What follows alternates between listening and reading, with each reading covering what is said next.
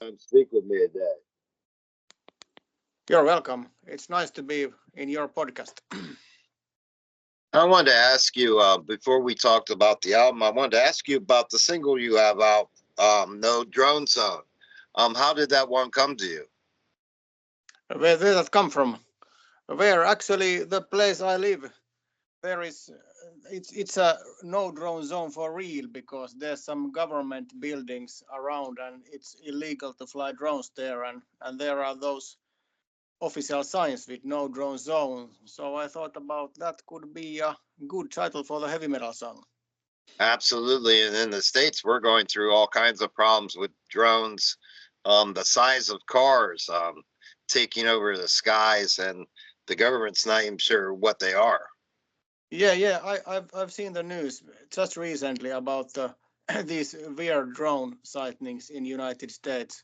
I follow a lot your news, so I know about that. So I thought that No Drone Zone, it's not just a cool title, it's international. Everybody kind of know what it's all about. So I think it's a good title for the song. I also want to ask you about the album. How long did it take to put the material together for the full length album?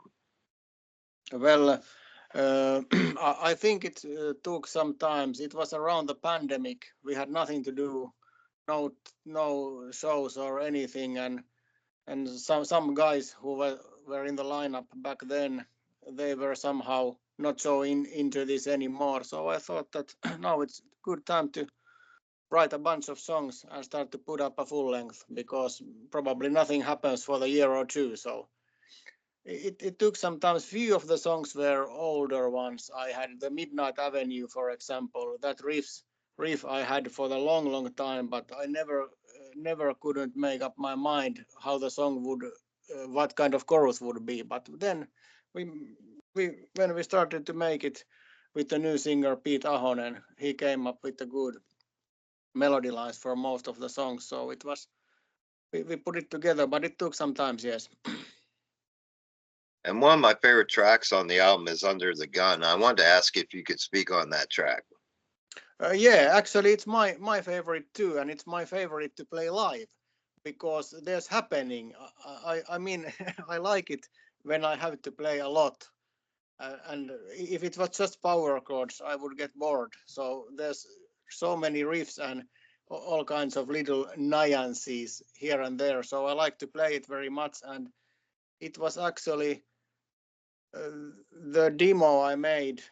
I made it pretty much by myself, but the original name was something else. And then Pete Ahonen, the singer, he came up with the title Under the Gun. So I thought it's much more metal and much more cooler. So of course it was Under the Gun since then. And I think one thing that speaks true with all the tracks on the album is that they all will render themselves great live. I think it's a great album and it's full of energy and it transfer well to the stage. Yeah. Nice to hear. Thank you very much. Another one of my favorite tracks on the album is Survive. I wanted to ask if you could speak on that track as well.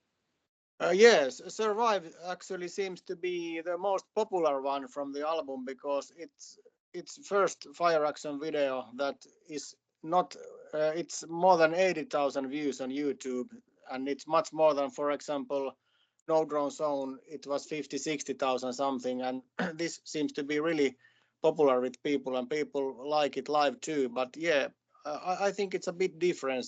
I like to try uh, different chords. Like I Mm. told you, not just power chords and not just regular chords. I think I don't know what chords those are, but I just started to play something like this, and I think there is this nice after hour feeling in that song. And speaking also on the album, I wanted to ask you if you could tell me about the concept behind the album cover artwork. Yes, because this fire action thing I've had for a few years, it involves fire engines and all kinds of fire type of stuff. So I thought the we need to have something that on the cover too, but not just that we repeat the old album covers. Sure. The title Until the Heat Dies, it's actually from the Australian horror writer, author called Michael Robotham.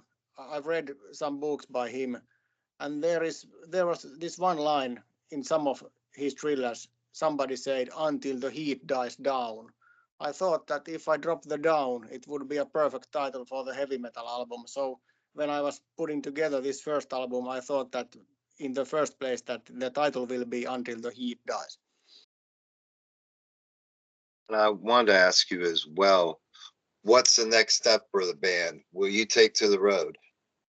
Yeah, we started already 2 weeks ago. We started our live shows from the up north in Finland. We were in Oulu and Rovaniemi, and the latter one is Lapland, so it's in the Arctic Circle, really cold place.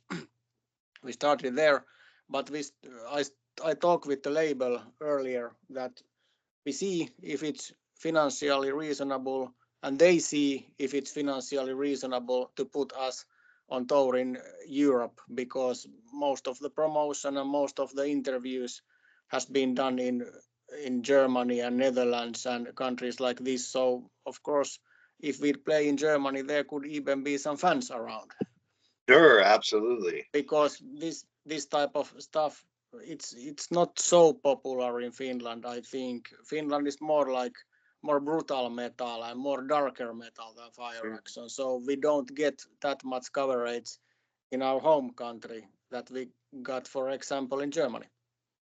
And now we got in US too. That's cool. I like American metal and American things.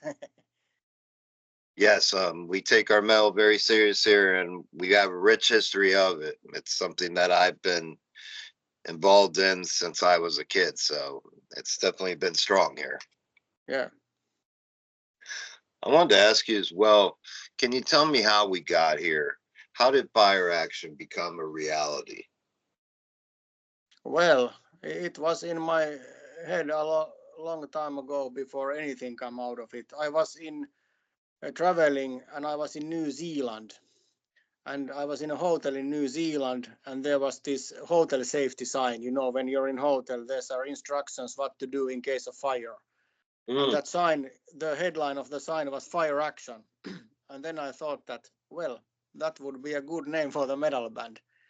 And when I came back to Finland, I went to our rehearsal room. I had some kind of a cover band at the time, but the drummer was the same that still with me. And I showed up to the rehearsal room with the fire extinguisher. I put it on the ceiling, and I say that our name is now Fire Action, and now we start to make our own songs. That is great. I wanted to ask you about your musical history. At what age did you begin your craft? Which age I started to play? Yes. Well, I think I was not too early. I was something like maybe, well, it's a long time ago, maybe 16 I was, or 17, when I got my first guitar and I started to play. Yeah, but I was pretty much self-taught, but at the later years I took some classes too. Some guy showed me some shit, but then I know some other really talented guitar players in Finland, and one in Canada actually. One good friend of mine lives in Canada now, and he has taught me a lot. He's a really talented guy. And along that musical journey, I wanted to ask you, what do you feel has been the best advice that has been given to you along the way? Best advice, I think. I don't know if it was given straight to me, but I read it from somewhere that if you want to make a career as a professional musician, or even a half professional, and make albums, you should have your own style and start to try to sound like yourself, and not take influences, but not copy anybody. So I think that, as you can hear, I'm pretty much into this hair metal thing, and also in the speed metal and thrash metal, and I take influences from here and there, and then we mix them together and Pete the singer, he's really much into Yngwie Malmsteen and neoclassical stuff and stuff like that. When we mix all this together, we hope that it sounds Yes. somehow unique. Of course, you hear it's one type of metal, it is, of course, but maybe there's some unique. There's a bit speed and bit thrash and lots of hair metal and all together. It's not like, maybe not everybody sound the same. I hope so. Absolutely, I hear that as well. And I also wanted to ask you, when you are creating, what are some of your lyrical inspirations? Well, my lyrical inspirations come usually that first I come up with the title. The song titles are really important to me. I want the song titles to be unique. One of the best examples in the metal world is Megadeth. I think they have really cool and unique song titles like Lucretia, This Was My Life. These are not typical heavy metal song titles. And I usually I have some titles in my head, and then I start to figure it out. Well, what this is supposed to be. I try to come up with the lyrics, and these days the singer Pete, he wants to write most of the lyrics, and it usually goes like that. Some lyrics come from him straight, and his titles everything. I don't say anything, but then I usually, when we start to work on the album, there are 3 or 4 titles that I want to be on that album, and then I ask him that, can you write lyrics to this title? And that's how it works. I wanted to ask you as well, what is the best way to get a physical copy of the album and any merchandise that you have? I think it should be online on the Steamhammer shop, sells them, and when I googled it, I found it in lots of web shops, hopefully in US too. I think it was at least the Napalm Records site. There is it available, Steamhammer site, and lots and lots. Do you know if is there physical copies available in record stores in America, in your area? Do you know about it? Excellent. And lastly, I wanted to ask you about the album was are there any tracks that didn't make the cut for the album that will go on a future album? Actually, there is 1.5, and there's one full song that we talk about that it may come to the Japanese edition, but I don't know if there will be a Japanese edition. I have not been told. And there is another song that is drums and guitars and bass are done, and there's some little arrangement to do. Not vocals yet, but at least that song will be on the follow-up. But I don't know about the complete song. Maybe it ends up into some Japanese edition or soundtrack or somewhere else. But it's a good track. And lastly, I wanted to ask you if you could give a message to your fans, what would that message be, my friend? Message to your fans. Oh, it's awesome that some of you may be listening to this cool podcast, and I hope that we Fire Action will make it to America too, because I love American metal, and actually I love America. Well, we would love to have you here. There's no doubt about it. You've created an album that I've enjoyed from top to bottom. It's hard for me to come up with just 2 tracks to speak about, my friend.